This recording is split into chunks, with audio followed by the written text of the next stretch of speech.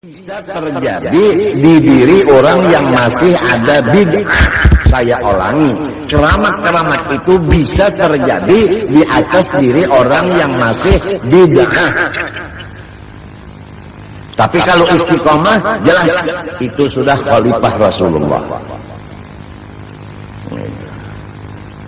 Pernah terjadi Abu Yazid Bastami melepas anak-anak muridnya pulang masing-masing kampung halaman. Satu pulang ke kampung halaman, kemudian balik lagi kepada gurunya Abu Yazid. Guru, saya ketemu di kampung saya ada seorang ulama. Kalau anggapan saya wali, keramatnya begini, dia terbang di hawa. Bilangnya Abu Yazid Bastami, apa bedanya orang itu dengan burung? Yang satu datang lagi, assalamualaikum. Waalaikumsalam. Syekh, saya melihat di kampung saya ada orang ulama, kalau saya menganggap wali karena keramatnya dia berjalan di atas air. Jawab Syekh Abu Yazid Bastami, apa lainnya, apa bedanya daripada ikan dan kodok? Ada lagi yang datang, assalamualaikum. Waalaikumsalam. Syekh, saya di kampung ada melihat orang alim dan saya anggap orang itu wali. Keramatnya beliau ke Mekah pulang pergi 1 detik. Kata Abu Yazid, apa bedanya dengan iblis? Dia dari masyrik ke maghrib pulang pergi hanya sekejap.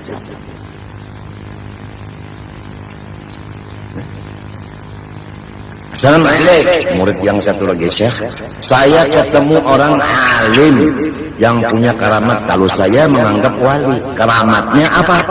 Dia tahu isi hati saya. Kalau sekarang jawabannya, apa bedanya dengan komputer? Apa bedanya dengan OSG? Begitu OSG dipasang di sini, kelihatan di TV isi perut kita. Jadi itu ujar Abu Yazid Bastami, jangan engkau terpengaruh dengan macam-macam yang menyalahi adat terjadi di diri manusia, tetapi engkau boleh terpengaruh dengan orang yang istiqomah.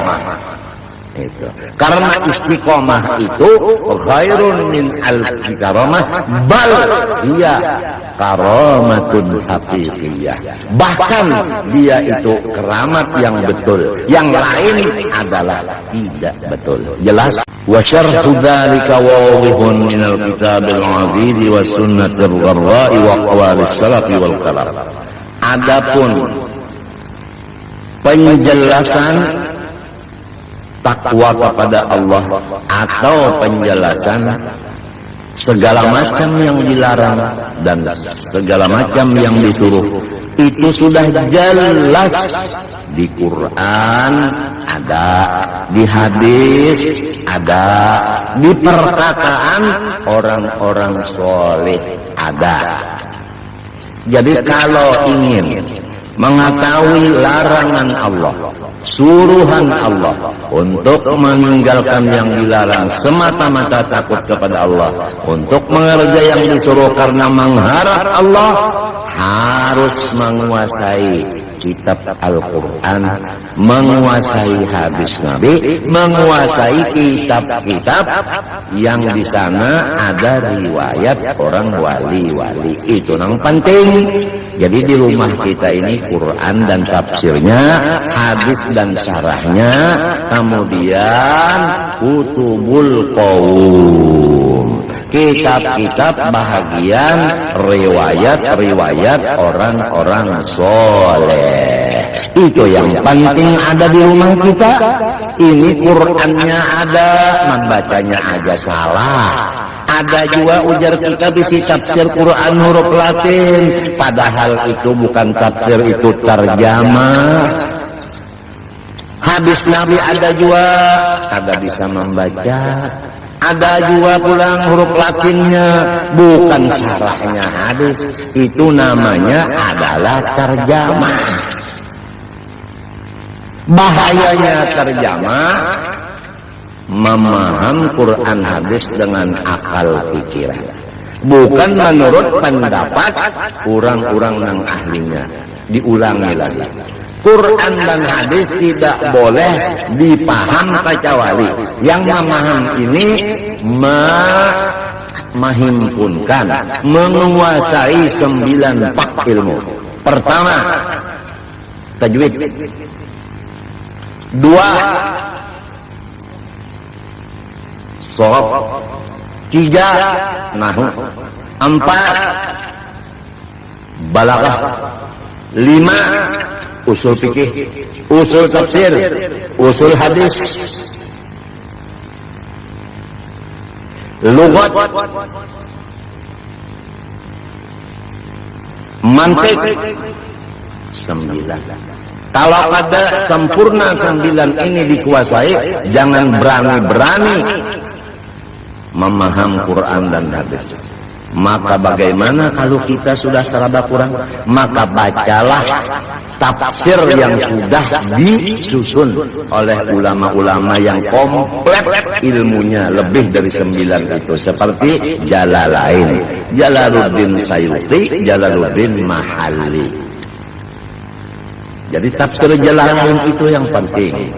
Misalnya, kemudian bisa juga tafsir Khazin, Ibnu Katsir, bisa. Tapi kenapa jadi tuan guru Kashful Anwar? Mulai dahulu tafsir Jalalain dibaca di Darussalam, karena ujar guru Seman, menurut kata-kata guru-guru termasuk Kashful Anwar, bahwa Jalalain ini adalah tahqiq dan tadqiq. Jadi lagi diulangi, jangan sampai terjemah, yaitu nang bahasa Latin, dikira itu tafsir. Nah, kalau tafsir silakan kita membacanya. Kalau terjemah, kita bahayanya kita bisa memaham Quran itu lewat terjemah dengan akal sendiri. Demikianlah terjemah hadis. Apabila memaham Quran hadis dengan akal sendiri, silahkan dia menyiapkan tempat kediamannya dalam neraka. Ujar Rasulullah SAW. Jadi sekarang bahaya-bahaya kita sangat bertambah merak dan banyak sekali sekarang. Di samping banyaknya nang macam-macam itu, ujar Imam Ghazali, hampir tidak ada lagi yang mendukung kita untuk menjalankan yang benar. Ujar Imam Ghazali, coba kalau kita betul-betul mengerja yang benar, sesuai mengetahui betulnya, guru kita yang memadahkan. Ujar gurunya mau bujur.